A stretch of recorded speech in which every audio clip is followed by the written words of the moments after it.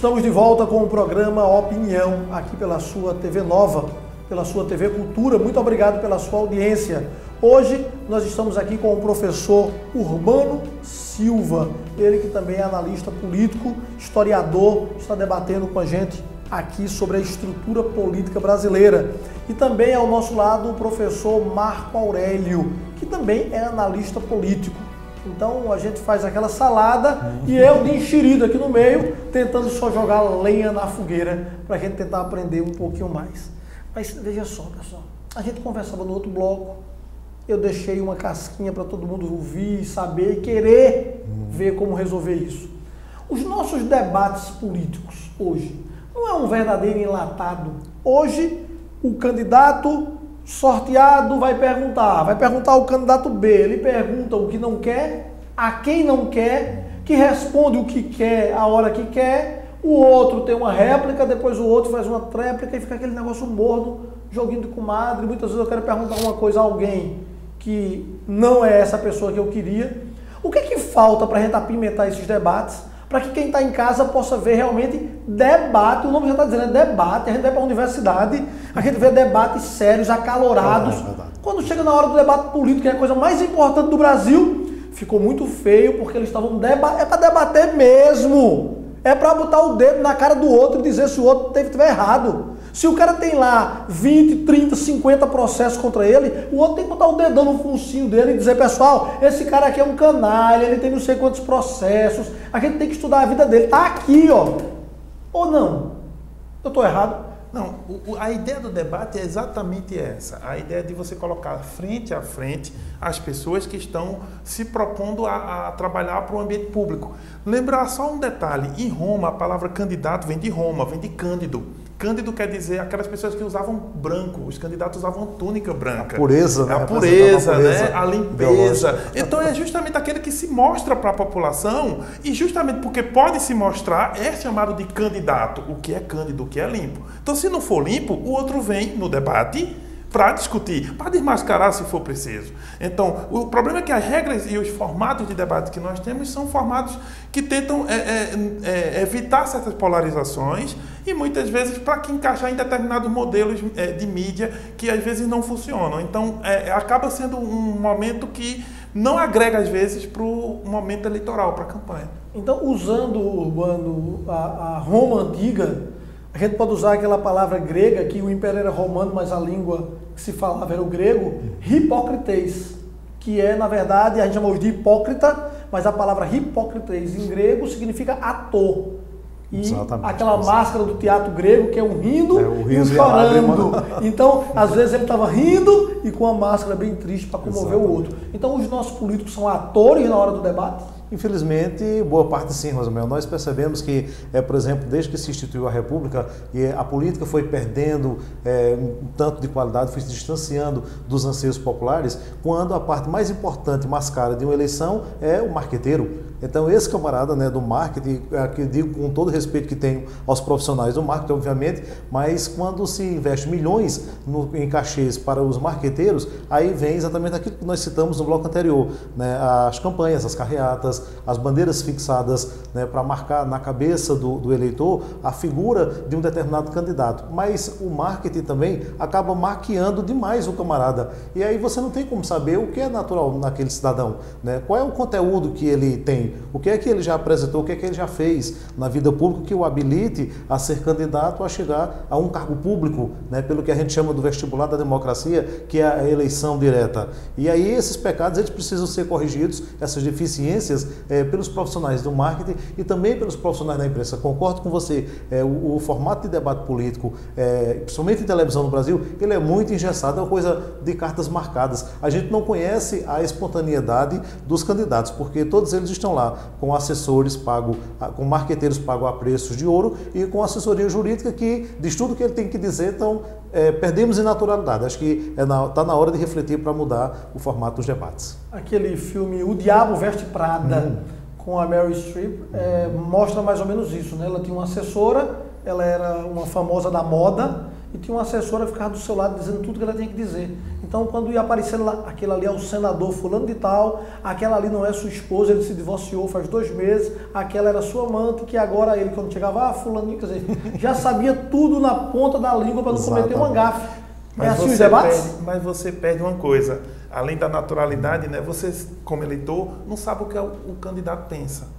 E você veja como os candidatos ficam estudando, eles estudam mesmo o que vão falar, como vão falar. No debate poderia cair a máscara, para pensar em hipócritas, né? No debate poderia cair a máscara, porque é candidato com candidato perguntando diretamente, sem a assessoria interferir diretamente. E eu vou dar mais uma dica ainda, candidato perguntando candidato, e a réplica não deveria ser dada pelo candidato que perguntou, mas por um terceiro candidato. E a tréplica seria um 4º candidato. Na verdade, seriam 2 comentários em cima do que foi dito. Eu poderia escolher, eu quero perguntar ao Urbano, eu fazia minha pergunta ao Urbano, mas aí eu não tinha como depois criticar o que ele fez. O comentário tinha que vir de Marco Aurélio. E depois nós teríamos um novo comentário que viria de Milena, de Marília, de Welter, de qualquer um aqui dos meninos que pudesse fazer esse comentário. Aí sim... Você criaria um viés que colocaria todos com opiniões sobre aquele assunto que está sendo abordado. Circulava a informação. Ninguém deixaria de participar do debate, ninguém diria, eu fui excluído porque não me perguntaram. Todos teriam a oportunidade de falar sobre o mesmo tema e, ao mesmo tempo, todo mundo tinha a oportunidade de jogar lenha na fogueira do que foi feito. Rosemel, me permita confidenciar, na minha trajetória profissional, eu trabalhei durante 20 anos. Cuidado com o que você vai confidenciar. Meu pai dizia, nunca conte a mim um segredo, porque se você não sabe guardar o seu segredo, imagina eu que não sou o dono dele. Aquilo que a gente está falando é um segredo aí para 200 mil pessoas. Mas aí, para as pessoas entenderem exatamente como é que é feita parte da prática política e o exercício de governos. Durante 20 anos eu trabalhei em assessorias, né, de deputados, prefeito, etc. E muitas vezes o prefeito quer inaugurar tal coisa, aí ligava, olha, você tem que fazer um discurso de 5 páginas para eu dizer o que é que está acontecendo do meu ponto de vista. Ah, mas o senhor podia me subsidiar alguma coisa? Não, de forma nenhuma. Eu sei da sua competência, faça aí, mande brasa na redação. Ora, como é que eu iria entrar na cabeça do... E a gente assume essa responsabilidade, é exatamente esse desafio maior que os marqueteiros têm, né? Tem que passar uma mensagem que ele não sabe a cabeça do cidadão, as articulações, com o que é que ele está coligado, o que é que se passa na cabeça dele. Então, a gente, como eleitores, nós estamos recebendo uma mensagem criada, na maioria das vezes, pelo marqueteiro, que é um profissional pago para promover, para fazer a propaganda e não dizer exatamente a filosofia política ou a prática de governo sendo o candidato eleito. Muitas vezes ali nós temos candidatos que não têm conhecimento de nada. Olha, gerenciar uma cidade precisa ter uma bagagem cultural grande. Tem até aquela brincadeira, aquela piada, que estava uma reunião no Palácio do Governo e um dos prefeitos de uma cidade do interior de Pernambuco, que estava ali sentado, foi oferecido um cafezinho para cada um e ele viu ali o adoçante, não sabia o que era, derramou de vez dentro do café. E aí a secretariazinha que foi lá servir olhou para ele e disse, o senhor é diabético, né? Eu falei, não, eu sou prefeito... não vou dizer assim, não vou dizer qual é a cidade não, mas isso é o nível às vezes dos nossos prefeitos eleitos que estão por aí afora. E agora eu vou falar de um desrespeito à lei, que são as carreatas. Como é que pode a lei de trânsito ser homologada pelo Poder Judiciário? Porque quando eu vou lá e digo eu quero uma carreata e o Poder Judiciário diz autorizado a fazer uma carreata, todo mundo sabe que o candidato vai estar lá em cima, era só mandar a empresa de trânsito ir lá e multar todo mundo, bandeira do lado de fora, gente pendurada nos carros, tampa de carro aberto e o candidato acenando em cima do carro. Isso vale? Isso pode? Do ponto de vista legal, não. A legislação de trânsito é federal, tanto quanto a legislação eleitoral, mas uma não revoga a outra, né? Na medida que eu tenho uma carreata, ela tem que seguir as leis de trânsito. E o que é mais interessante é que, como a administração do trânsito em geral é municipal no Brasil, então se a carreata é do próprio prefeito, dificilmente você vai ter uma fiscalização de trânsito. E se ele colocar a fiscalização para o partido adversário, vai criar um processo, um problema político. Mas sabe o que é interessante para o eleitor? É pensar o seguinte, o sujeito que está em cima de uma carreata daquela, de uma picape ou de um caminhão acenando, já está descumprindo a lei. Será que você vai aceitar um sujeito que já faz isso desde a campanha e depois vai acreditar no que ele diz que vai cumprir a lei? Fica a dica. Rapaz, gostei muito disso aí. Tem outra coisa também, muitos daqueles militantes, daquela juventude que está ali, está regada a bebidas, às vezes até de menores bebendo, e todo mundo sabe disso também, ninguém faz nada. Eu testemunhei essa semana, né, na avenida onde moro, passou uma dessas carreatas, e no meio tinha uma caminhonete com uns isopores grandes, né, cheio de gelo, e o pessoal distribuindo cerveja para tanto quem estava na carreata quanto quem estava na calçada. enfim, mas e lá no Código tem que é proibido você dirigir sob efeito de álcool, a multa é R$2.000, apreensão de carteiras, enfim, mas naquele momento a lei não valeu. A justiça eleitoral seria um vale tudo em relação à lei brasileira nesse momento político? Eu acho a estrutura muito pequena, Rosemel, para se fiscalizar. Né? Nós estamos aí no pleito, como vimos no bloco anterior, com mais de 400 mil candidatos. Esses candidatos, né, se habilitarão para ocupar vagas de prefeito, vice-prefeito e vereadores. São 68 mil vagas. Então é uma estrutura gigantesca para uma justiça eleitoral que tem uma estrutura mínima e que controla, mas com muita distância. E nesse vácuo, aí infelizmente cai o vale tudo. Então, falta se proibir muito mais coisas do que a gente tem aí. E fiscalizar. A Justiça Eleitoral ela é de 1982. Né? Ela tem expertise, ou seja, ela já tem uma trajetória de funcionamento muito boa no Brasil. Ela não é só justiça, ela também é um administrador das eleições, desde distribuir urnas, mesários. Mas o problema é que o volume de trabalho é muito grande, são 5.500 municípios, né?